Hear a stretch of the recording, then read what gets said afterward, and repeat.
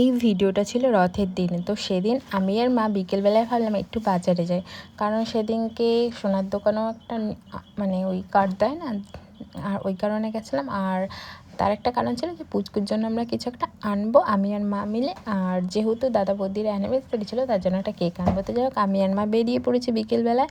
তো আর সেই দিন এত রোদ্দুর দিয়েছিল, সারাদিন বৃষ্টি হয়েছে, কিন্তু বিকেলবেলাটা হঠাৎ করে এত রোদ্দুর দিয়েছে যে তাকানো যাচ্ছে না। তো যাই হোক আমি আর মা বেরিয়ে পড়েছি। তারপরে গিয়ে একটা কেকও নিয়ে নিয়েছি। কেক নেওয়ার পরে বাইরের দোকান মানে একটা ভুট্টার দোকান ছিল, তো মাকে বললাম একটা ভুট্টা কিনে দাও। তো মা সেরকম মানে কিনে দিল। তো আমি খাচ্ছিলাম, তারপরে মাকেও একটু দিলাম।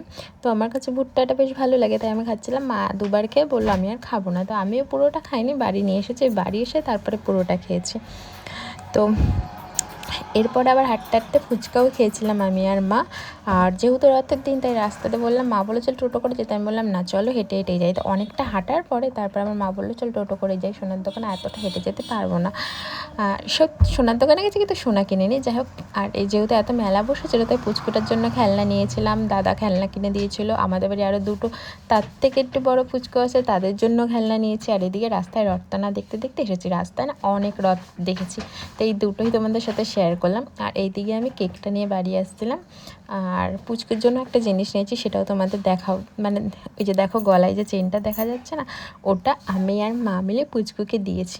কারণ এখন আমার মানে কি বলবো, এখন আমি আর মা দিলাম, পরে যখন ওর একটা অনুষ্ঠান হবে তখন আবার ভালো কিছু একটা দেবো। এখন আমার আর মা যা ছিল তাই দিয়ে দিয়েছিলাম। তো এদিকে দেখো দাদা বুনুর কাছে আদর খাচ্ছে, আর দাদা বুনুকে কোলে নিয়েছে, তাই না? আর এই ব্যাপারগুলো কত ভালো লাগে বলো। আর পুচকুটা এখন আমি বাড়িতে এসে ভয়েস দিচ্ছি, পুচকুটাকে দেখছি আর কত খারাপ লাগছে যে কোলে নিতে পারছি না। তাই যাই হোক, রাত্রিবেলা দাদা বৌদিকে কেক কাটাচ্ছিলাম, যেহেতু ওদের অ্যানিভার্সারি ছিল। তো সত্যি কথা বলতে ওর অ্যানিভার্সারিতে আমি কিচ্ছু করতে পারিনি, শুধু একটা কেক আমি মা বৌদি মিলে এনেছিলাম। আর ও আমার অ্যানিভার্সারিতে অনেক কিছু করেছে, তো ওর উপহারটা সত্যি আমার তরফ থেকে এখন তোলা রইল, যখন সময় হবে তখন ঠিক ওকে দেবো। এইদিকে ও তো সেরকম কিছু খেতে পারবে না, তাই বলছিল এটা কি চকলেট, তাই বলছিলাম হবে হয়তো। তো ওই চকলেটটা আর ওইটুখানি কেকই খেয়েছে, বলছে আমার আর কিছু দরকার নেই, যেহেতু এখনও ওরা আতুর ঘরে, কারণ আমাদের এখনও আতুর কাটেনি, তো ওইটুখানিতেই যথেষ্ট।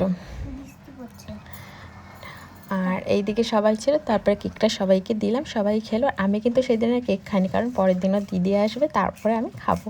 আর সত্যি পরের দিন দিদি আসার পরেই খেয়েছি। আমি ওকে আর কি করে বলছিলাম যে তুই আমাকে খাইয়ে দিস নি, তাই আমি খাবো না, কিন্তু সেরকম না, ইচ্ছা করছিল না তাই। আর এদিকে আমাদের পুচকুকে পরের দিন স্নান করিয়ে দিয়েছি।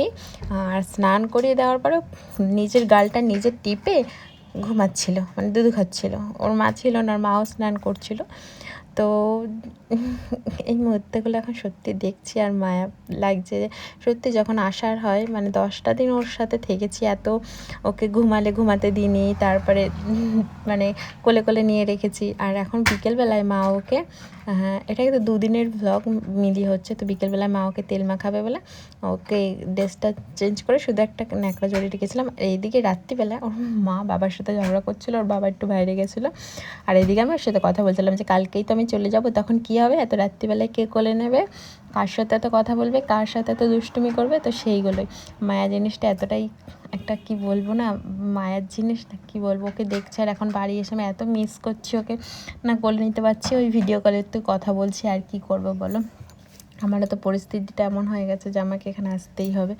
তো যাই হোক, তারপরে পুচকুটার সাথে অনেকক্ষণ কথা বললাম, রেখে দিলাম আমার কাছে। তারপরে যখন ঘুমাচ্ছিল, মানে ঘুমিয়ে পড়েছিল, তারপর আমার মার কাছে দিয়েছিলাম। বলি তুই ঝগড়া কর, আমি পুচকুকে ডাকছি, কোনো অসুবিধা নেই।